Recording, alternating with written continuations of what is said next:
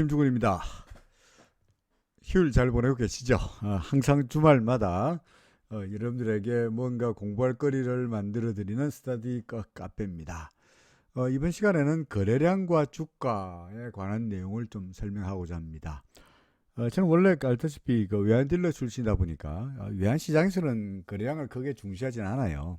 왜냐하면 하루에 거의 5조 달러 정도가 거래되는 어마어마한 시장이다 보니까 5조 달러 거래되다가 그 다음날 4조 9천억 달러 거래돼 봤자 큰 의미가 없죠. 그죠? 그러다 보니까 외환에서는 그다지 거래량을 중시하지 않아서 여러분들께 보여드리는 차트에도 거래량을 띄워놓고 있지 않습니다만은, 물론 주식시장에는 당연히 거래량이 중요하죠. 그죠? 그래서 오늘은 그 거래량과 주가와의 관계에 대해서 영상을 하나 만들었습니다. 자, 그래서 여러분들에게 조금이라도 도움이 되면 좋겠죠.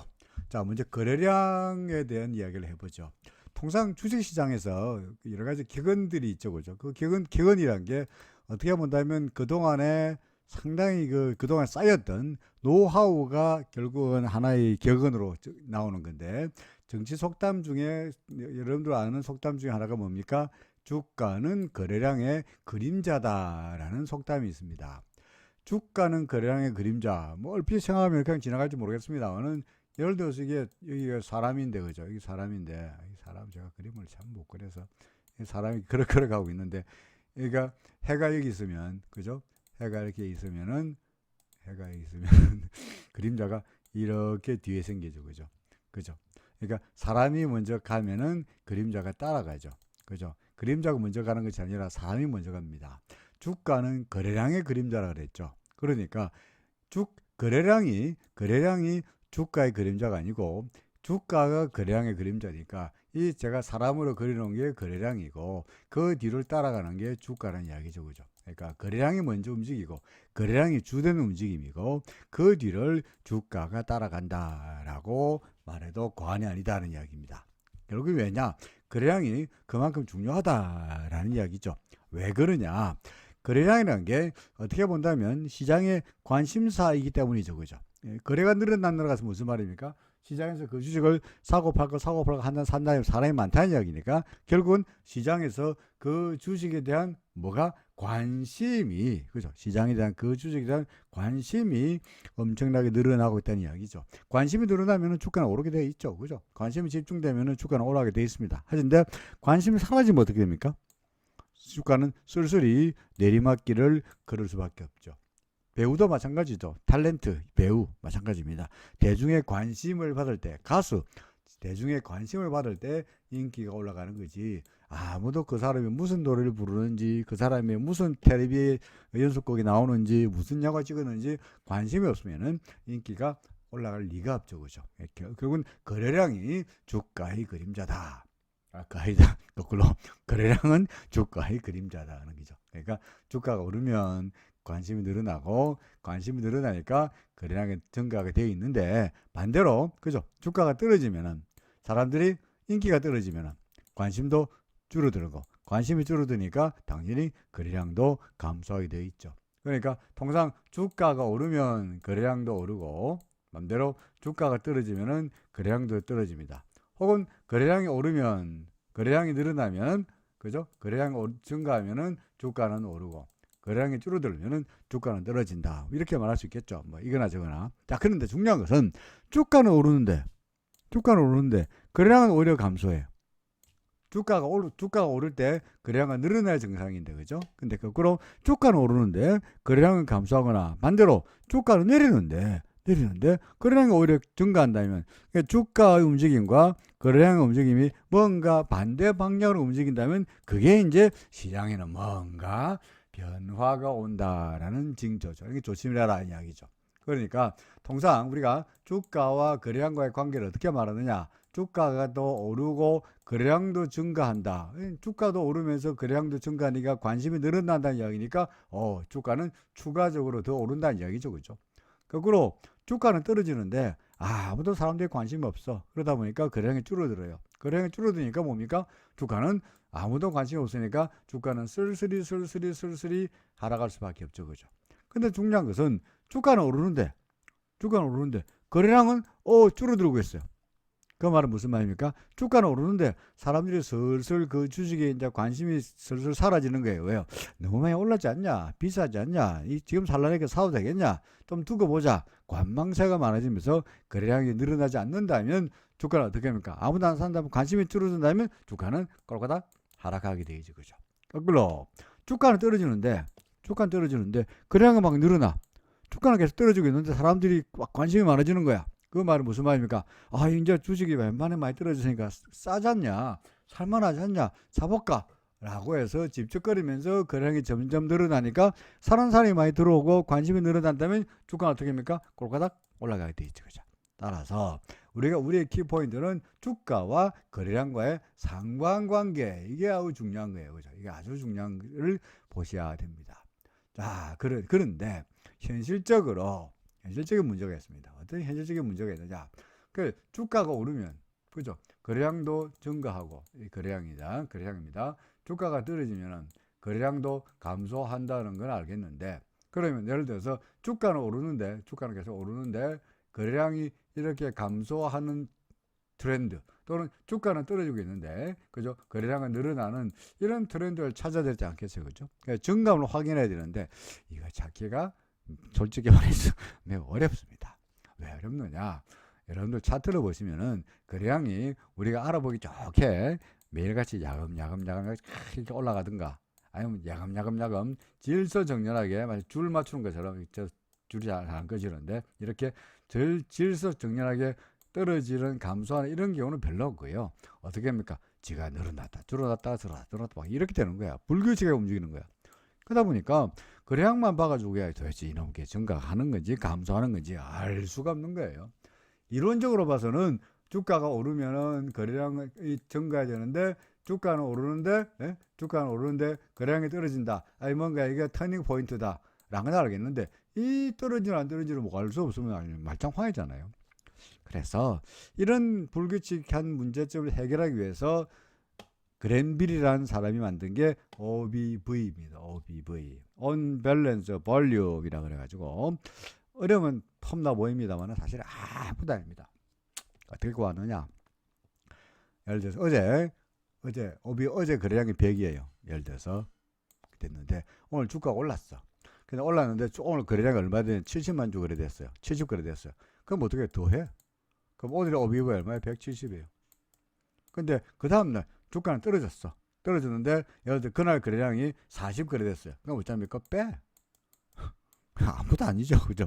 주가가 오른 날은 OBV를 더하고 주가가 떨어진 날은 OBV를 빼는 겁니다.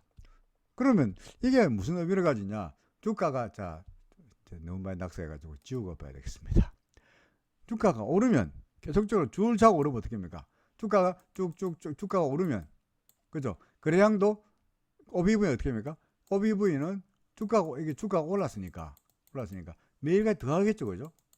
올랐으니까 오른 날은 더한다 그랬으니까 그러면 OBV도 덩달아 오르겠죠, 그죠? 근데 주가가 떨어지면 빤다 그랬으니까 OBV도 빠지겠죠, 그죠? 그러니까 간단하면서도 그래서 소위 거래량이 늘어나느냐 안 늘어나느냐를 쉽게 알 수가 있고요. 또 하나, 이거 문제가 뭐냐? 그러니까 그래서 주가는 오르는데 OBV가 감소해, OBV가 증가해. 그건 아까 똑같은 이야기죠. 아까 주가하고 이야기했던 것처럼 주가는 오르는데 OBV가 증가해, 주가는 올라, 계속 추가적으로 올라. 주가는 떨어지고 OBV도 계속 감소해. 추가적으로 주가가 계속 떨어지는 거예요. 우리가 방구예요. 똑같지? 거꾸로 이야기해서 주가는 오르는데 OBV는 감소해. 는 뭔가 주가가 꼴까닥 바뀔 거다, 상승해서 하락으로 바뀔 거다 하는 추세 반전의 신호탄이라는 거죠. 그리고 주가가 떨어지는데, 그죠? OBV는 늘어나는 거야. 관심이 늘어나는 거라. 추세가 이제 하락세에서 상승세로 돌아서는구나 라고 알겠는데, 이게 원리는 그렇구나. 현실적으로 그럴싸해 보입니다만은 현실에서 보면은 이것도 사실은 만만치 않아요. 제가 조금 이따가 차트를 보여드리겠습니다. 그래서 현실적으로는 어떻게 하느냐? 이런 턴어라운드하는 포인트를 보지 않고요. 통상 어떻게 하냐니까 OBV 추세를 보기보다는 뭡니까? 전고점이나 전저점의 돌파 여부를 가지고 추세 반전 전환을 판단한다라는 겁니다. 그럼 실제로 예를 들어 보겠습니다. 이 삼성물산의 차트입니다. 최근 차트가 아니고 옛날 차트입니다. 뭐 최근 차트를 보여드리면 또 뭐 어떻게 될까요? 된 뭐 예측이 방될 것 같아가지고 옛날 차트를 보면서 공부하는 측면에서 말씀드립니다. 자, 이게 주가입니다. 자, 거래량을 잘 보이고 이거 OBV고 그죠? 이 거래량입니다. 그죠? 이제 자, 주가는 이제 오르고 있죠. 그죠? 오르고 있죠. 거래량은 어떻게 되고 있습니까? 이게 이렇게 보면 줄어들고 있죠. 그죠? 이 거래량은 줄어들고 있잖아. 근데 거래량 줄어드는 거나 떨어지는 거나 했더니 다시 거래량 늘어나고 있잖아요. 그러니까 도대체 이것만 가지고 알 수가 없잖아요. 그죠? 알 수가 없죠. 그러니까 이 거래량 가지고는 거래량이 워낙 들쑥날쑥하다 보니 거래량이 들쑥날쑥하니까 거래량과 주가의 관계를 상관관계를 가지고 주가가 오르는데 거래량이 떨어진다. 이게 할 수가 없는 거야. 들쑥날쑥하니까. 거래량은 못 봐.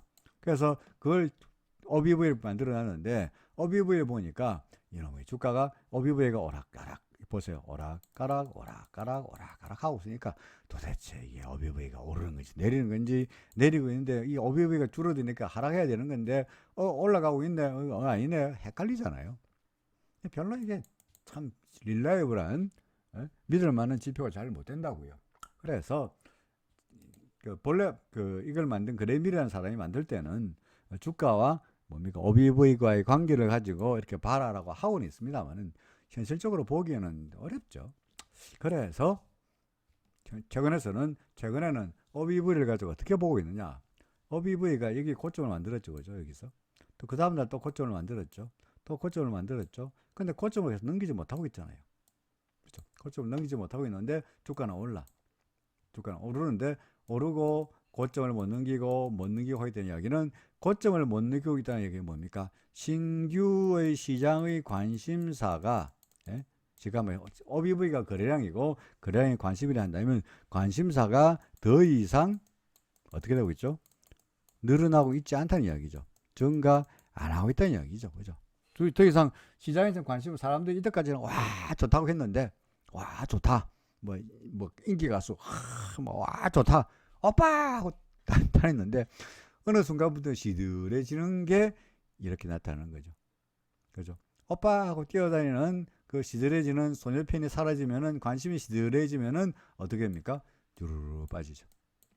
그죠? 거꾸로 자 주가는 빠지는데 여기 보세요. 이 저점을 계속 잘 버티고 있잖아요. 그죠? 그러니까 이 이야기는 뭐냐? 이제 떨어질 만큼 떨어졌으니까 더 이상 이제 골수 팬들은 남아 있는 거예요, 여기서. 그런 셈이죠. 더 이상 골수팬이 안 빠져나가고 버티고 있는 거야. 결국 어떻게 합니까? 결국은 그러면 다시 올라간다는 이야기죠. 따라서 OBV를 볼 때, 그죠? 거래량과 주가의 관계.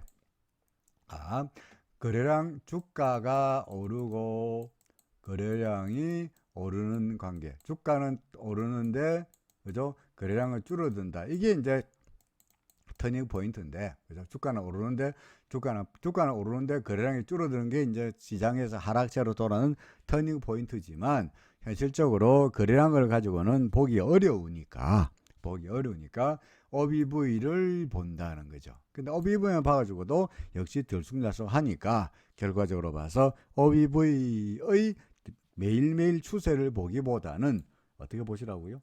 OBV의 전고점이나 그죠? 전고점이나 OBV의 전고점을 넘기지 못한다. 이게 더 이상 올라가지 못하겠네. OBV가 전 저점을 무너뜨리지 않고 계속 버틴다.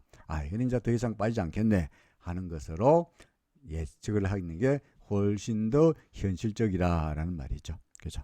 자, 마지막으로 거래량이 있어가지고 거래량 우리가 거래량 봉인데 빨갛고 파랗고 되어 있는데 이게 무슨 의미냐? 예를 들어서 길다랗게 음봉 나타나면 이게 뭔가 문제가 있는 거냐? 라고 하셨는데요. 이게 이제 증권사마다 차트에 조금씩 달라요.